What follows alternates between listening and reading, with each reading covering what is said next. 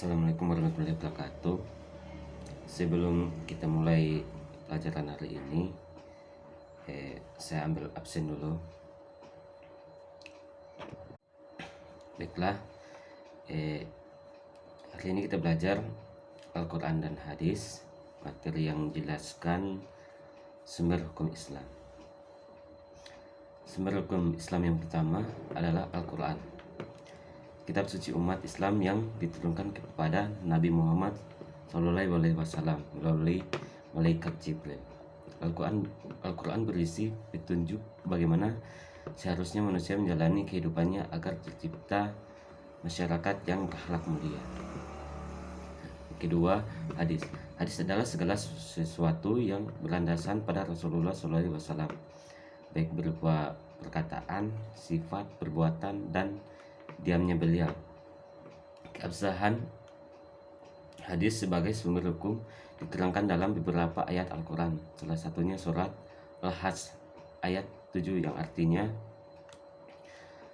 apa yang diberikan Rasulullah kepadamu, maka terimalah dia, dan apa yang dilarangnya bagimu, maka tinggalkanlah. Ayat ini menekankan bahwa umat Islam harus mengikuti hal-hal yang dicontohkan Rasulullah SAW dan menjadikannya suri tauladan. Fungsi hadis antara lain menegaskan kembali keterangan atau perintah yang terdapat di dalam Al-Quran. Kedua, menjelaskan dan menafsirkan ayat-ayat Al-Quran yang datangnya secara global. Dalam hal ini kaitannya ada 3 hal, yaitu menafsirkan serta memperinci ayat-ayat yang bersifat umum, mengkhususkan ayat-ayat yang bersifat umum, dan memberi batasan terhadap ayat yang bersifat mutlak. Yang ketiga, menetapkan hukum-hukum yang tidak ditetapkan oleh Al-Quran. Berikut ijma. Bila terdapat persoalan baru yang keterangannya tidak jelas dalam Al-Quran dan As-Sunnah, ijma lah yang menjadi rujukannya. Yang dimaksud dengan ijma adalah kesepakatan ulama mujtahid pada satu masa setelah zaman Rasulullah atas sebuah perkara dalam agama qiyas. Apabila ijma masih belum dapat mengatasi permasalahan, maka solusinya adalah qiyas. Qiyas artinya menetapkan hukum dengan cara mencari padanan suatu masalah yang hendak diketahui hukumnya dengan hal yang telah diatur dalam Al-Quran dan Hadis. Berikut kedudukan Al-Quran.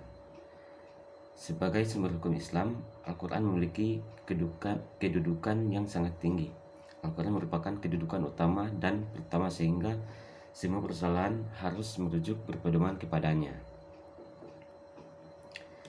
Kedudukan hadis sebagai sumber hukum Islam, hadis berada suatu tingkat di bawah Al-Quran.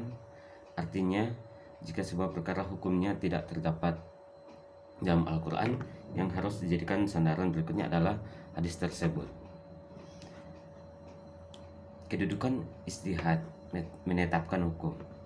Ijtihad memiliki kedudukan sebagai sumber hukum Islam setelah Al-Quran dan hadis. Namun demikian, hubungan yang dihasilkan dari ijtihad tidak boleh bertentangan dengan Al-Quran dan hadis.